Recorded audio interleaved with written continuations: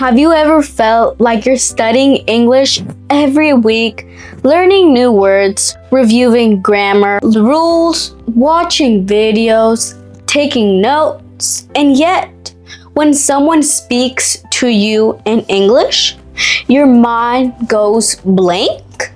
Maybe you've asked yourself questions like, why can't I understand a little when I read, but not when I listen?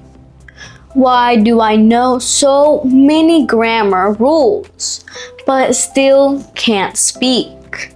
Why does English feel so difficult for me when other people seem to learn it naturally?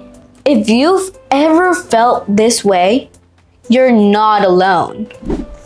In fact, many English learners spent years focusing on rules, memorization, and perfection. They believe they need to master grammar before speaking. They think they must know every tense, every exception, and every structure before opening their mouth. But what if that's not true? What if one of the biggest reasons people struggle with English is because they're trying to learn it in a way that doesn't feel natural?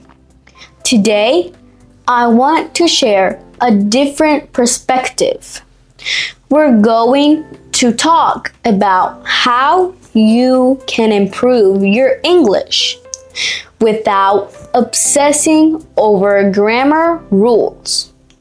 We'll talk about consistency, daily exposure, and the power of simple habits. And most opportunely, I'll tell you the story of someone who completely changed their English by focusing on practice instead of perfection. So, relax, listen carefully, and let's begin. A few years ago, there was a man named Carlos. Carlos worked long hours in a warehouse. He woke up early every morning and came home tired every evening. Like many people, he wanted to learn English because he knew it could create new opportunities in his life. The problem was that every time he tried to learn,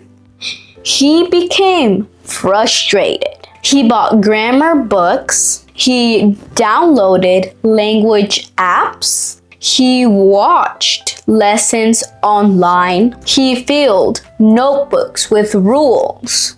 Present simple, present continuous, past perfect, conditionals, passive voice, reported speech. At first, he felt motivated, but after a few weeks, he noticed something strange. He knew more rules than before, but he still couldn't have a simple conversation. If someone asked him a basic question, he would start thinking about grammar. What tense should I use? Is this sentence correct? Should I use have or has? Is there a better word? By the time he found an answer, the conversation had already moved on. One day, Carlos met a coworker named Mike. Mike spoke English fluent. Carlos assumed Mike had studied English for many years. But when they started talking, Mike shared something surprising. I never studied grammar very much. Carlos was confused. How could someone speak so naturally without spending years memorizing rules? Mike explained that he learned English differently. Instead of focusing on grammar, he focused on exposure. He listened every day. He repeated phrases. He copied pronunciation. He watched videos. He listened to podcasts. He spoke even when he made mistakes. Little by little, his brain started recognizing patterns naturally. That conversation changed everything for Carlos.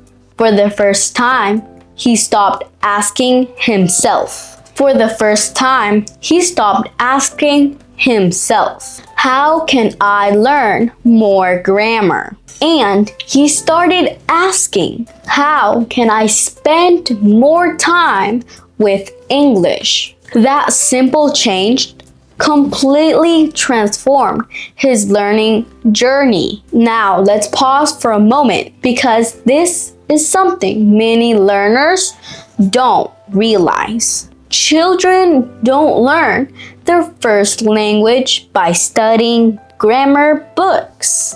They learn through repetition, through listening, through observation, through daily exposure. For years, they hear the language before they fully understand it. They hear the same words thousands of times. They hear the same structures again and again. Eventually, their brains start recognizing patterns. English learners can benefit from the same principle. Of course, grammar has value. Grammar helps organize a language. Grammar can improve accuracy, but grammar alone doesn't create fluency. Practice creates fluency. Exposure creates fluency. Consistency creates fluency. Imagine going to the gym once a month for 8 hours. Would you get stronger? Probably not. Now, imagine going for 20 minutes every day. The daily habit will produce much better results. English works the same way. Small daily actions are often more powerful than occasionally intense study sessions. Carlos decides to test this idea. He created a simple routine. Nothing complicated. Nothing overwhelming. Every morning during breakfast, he listened to English for 10 minutes. On his way to work, he listened to another 10 minutes. Before going to bed, he listened for 15 more minutes. Some days he understood a lot. Some days he understood very little, but he continued week after week, month after month. He stopped worrying about understanding every word. Instead, he focused on getting familiar with the language. At first, everything sounded fast. Native speakers sounded impossible to understand. Words seemed connected. Sentences sounded different from what he learned in textbooks. But after several weeks, something interesting happened. His ears started adapting. He began recognizing common expressions. He started hearing words that previously sounded invisible. Phrases that once sounded like one long sound suddenly became clear. His listening improved because he kept showing up, not because he found a secret method, not because he memorized hundreds of grammar rules, simply because he stayed consistent. And consistency is something we often underestimate. People love dramatic transformations. They love stories about learning English in 30 days. They search for shortcuts, magic techniques, secret formulas. But the truth is usually much simpler. Progress comes from repetition. Progress comes from patience. Progress comes from doing the boring things long enough to see results. Carlos didn't become fluent overnight. There was no magical movement. Instead, there were hundreds of small moments. Listening when he didn't feel motivated. Repeating phrases during lunch. Watching short videos after work. Practicing simple conversations. Little by little, those small actions started accumulating. After 6 months, he noticed he could understand much more. After a year, he felt comfortable speaking with coworkers. After 2 years, he was having full conversations. Was his English perfect? No. Did he still make mistakes? Absolutely. But he could communicate. And communicate was always the real goal. Sometimes learners become trapped by perfectionism. They think, I'll speak when my grammar is perfect. I'll practice when I know more vocabulary. I'll start communications when I feel ready. The problem is that ready rarely arrives. Confidence usually comes after action, not before it. Think about riding a bicycle. You don't become confident and then ride. You ride first. You wobble. You make mistakes. You fall. You improve. Then confidence appears. Language learning follows a similar path. You don't wait until you're confident. You practice until confidence grows. Carlos eventually realized that mistakes were not signs of failure. Mistakes were signs of participation. Every mistake meant he was trying. Every awkward sentence meant he was learning. Every uncomfortable conversation was helping him improve. Once he accepted the reality, everything became easier. His fear started disappearing because he stopped seeing mistakes as enemies. Instead, he saw them as teachers. Now, let's talk about something very important. The English you learn from real life often sounds different from textbooks English. When native speakers talk, they connect words. They shorten expressions. They speak naturally. For many learners, this creates frustration. They think, I studied this phrase, but it doesn't sound the same. The reality is that spoken English has rhythm. It has flow. And the only way to become comfortable with the rhythm is through exposure.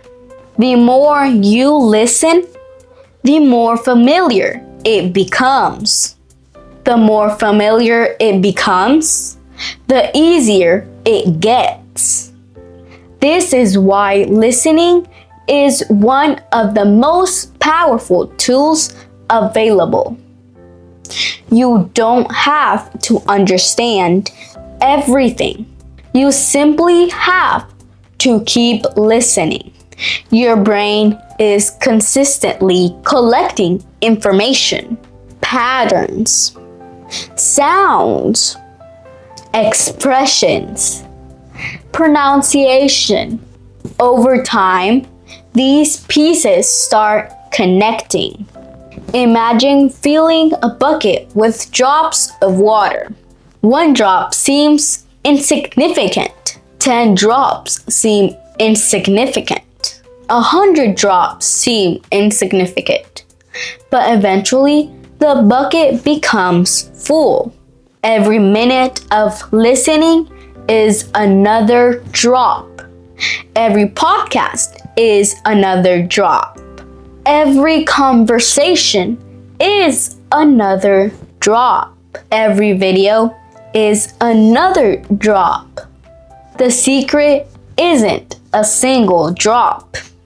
The secret is continuing long enough for the bucket to fill. Carlos discovered this firsthand. There wasn't a day when he suddenly became fluent.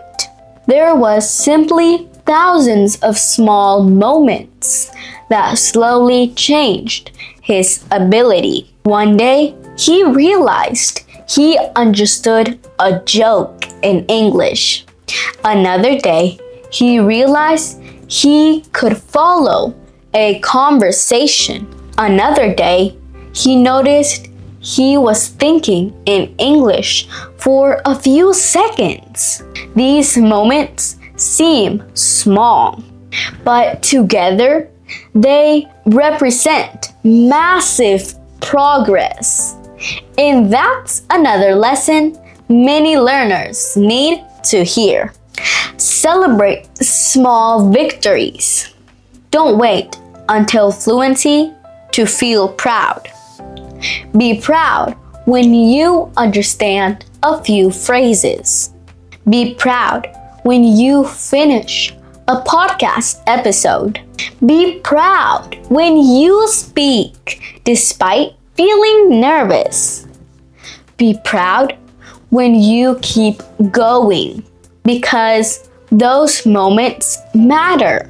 Now, if you're listening to this and feeling discharged, I want you to remember something. You don't need perfect grammar to start improving.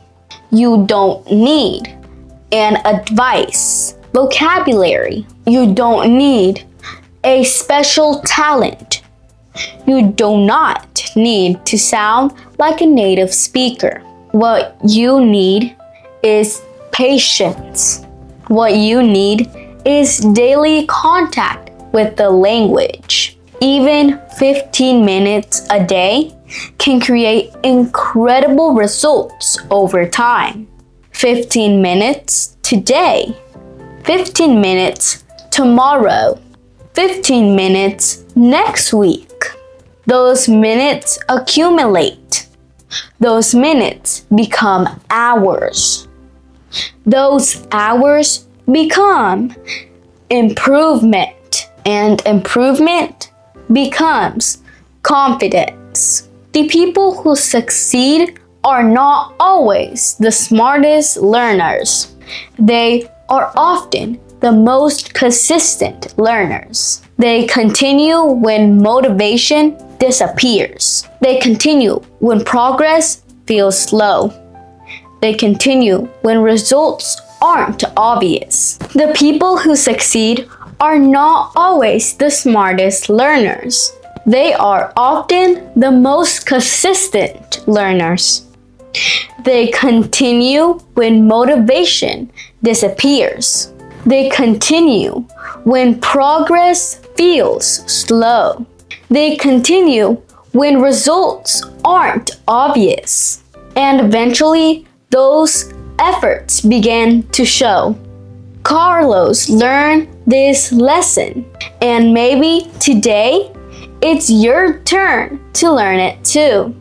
Stop asking yourself if your grammar is perfect. Start asking yourself if you're spending enough time with English. Stop focusing only on mistakes. Start focusing on participation. Stop waiting for confidence. Start creating confidence through action.